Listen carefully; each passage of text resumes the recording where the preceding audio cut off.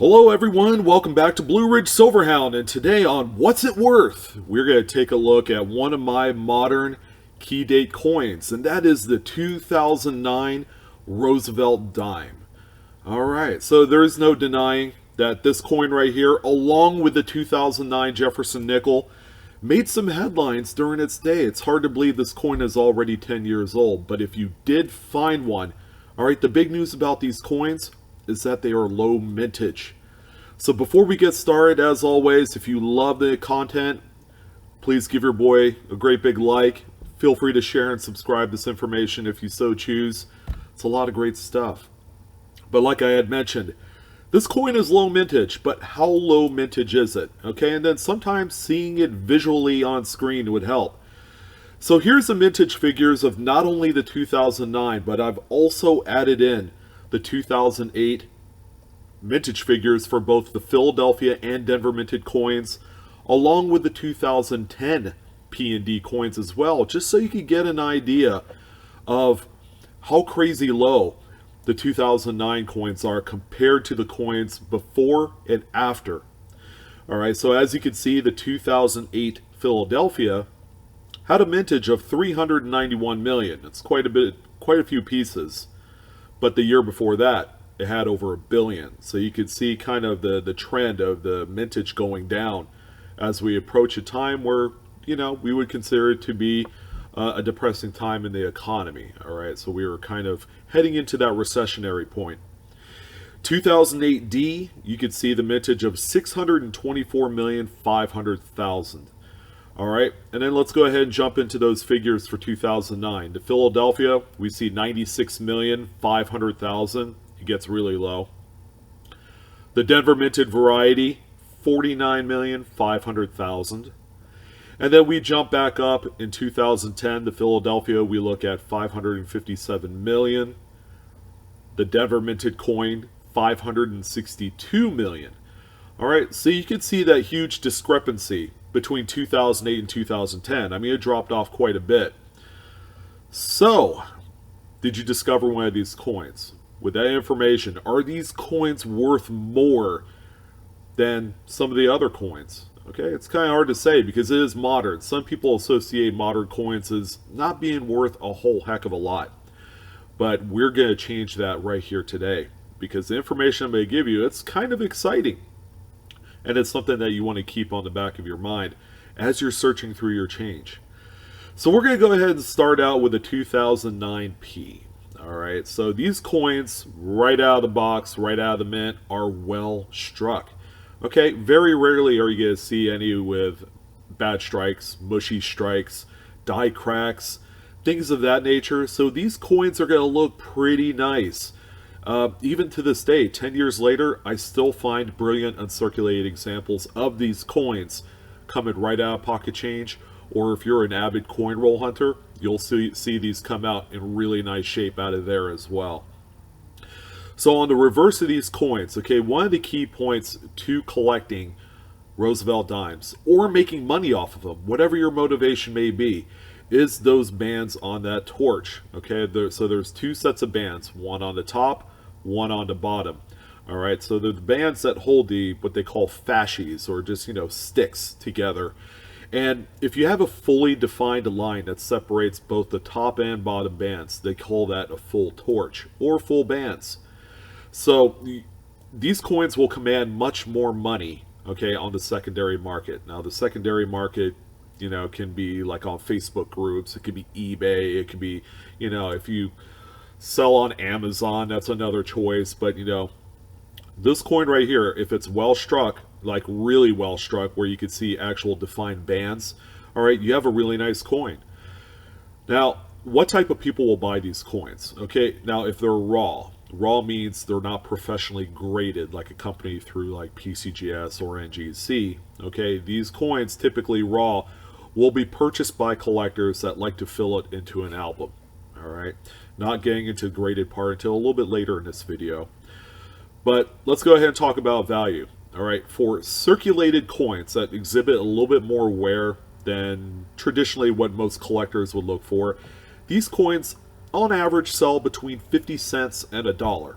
Okay, so the real secret sauce to selling these coins isn't obviously to sell it as an individual coin, but what I like to do is assemble full rolls. Okay, if you coin roll hunt Roosevelt dimes, for example, okay, after a few boxes, you have assembled a full roll of 50 coins, and generally you could sell those for about double face or maybe just a smidge higher. So you could get 20 cents per coin at that point if you sold them by the roll. They're tougher to sell as individual coins, especially if they're circulated. Here's the good news, however. If you're able to find some of those really nice, brilliant, uncirculated examples out there in pocket change or coin roll hunting, I'm happy to say that those individual coins sell for about $1 to $2. Okay, sometimes a little bit higher too. The coins are really easy to sell individually. All right, you sell it on eBay. You throw it in a plain white envelope with a forever stamp on there, and you will have made about $1. Okay, in terms of the profit. Okay, it doesn't seem like a whole lot, but if you have like 50 of them, on eBay or whatever, and you sell them individually, okay, they all kind of add up. But that's what you're looking at for the brilliant uncirculated Philadelphia examples on this coin. So let's go ahead and recap some of the finer details. Of course, for the Philadelphia example, you have a mintage of 96,500,000. That's pretty small. Circulated coins sell in the 50 cents to $1 range. The brilliant uncirculated mint state examples, a really nice one, sell between $1 and $2. Again, your best bet is to assemble full rolls of these if they're circulated. All right, you really hardly want to sell these individually if you can help it. And finally, if you are into grading these things and you want to send your coin to PCGS or NGC, okay, you got to keep in mind, the higher the grade, the better. For this particular coin, okay, it would need to grade Mint State 67 with full bands. Okay, so it's kind of a tall order, but most of the time, these coins can grade out like that, but you got to make sure the coin is mark-free and blemish-free in order to achieve that kind of grade level. Now, at that grade level, these coins typically sell in the $50 to $100 range. Okay, I see it all day long on eBay, Great Collections, and various other auction sites. And that's where it's really worth a little bit of money if you elected you want to go that route and send these off to grading. But it has to be a 67. Coins that grade Mint State 66 wouldn't be worth it. They sell between $8 and $12, and by the time you had spent about $25 on the grading fees, you would have lost money. So if I could help it, do I recommend it? Probably not. It would just be a great coin to buy already slabbed, as opposed to trying to grade these out yourselves, because it's really, really risky to do so. You could end up losing money. Woo! So that's the 2009 P. Okay, so we also have the 2009 Denver variant. Okay, so right off the bat, again, the mintage is 49,500,000. Okay, it's about almost half of what the Philadelphia minted coin is. So does that translate into a higher sell price? Well, not exactly. Okay, and this is where the whole modern coin thing comes into play. Circulated coins still sell in the 50 cents to $1 range. I haven't seen really an uptick in that market. Okay, a circulated coin is less desirable, of course. And again, your best bet is to simply assemble a full roll of this coin. Okay, whether you do a mix of P and D or you do strictly Denvers, whatever tickles your fancy. The best way to make any money on these is to assemble a full roll of 50. Brilliant uncirculated mint state examples, again, command between that $1 to $2 mark. You could sell these really easily on eBay for about that much. And finally, if you wanted to send these out for grading, make sure they have the full split bands and that they are blemish free.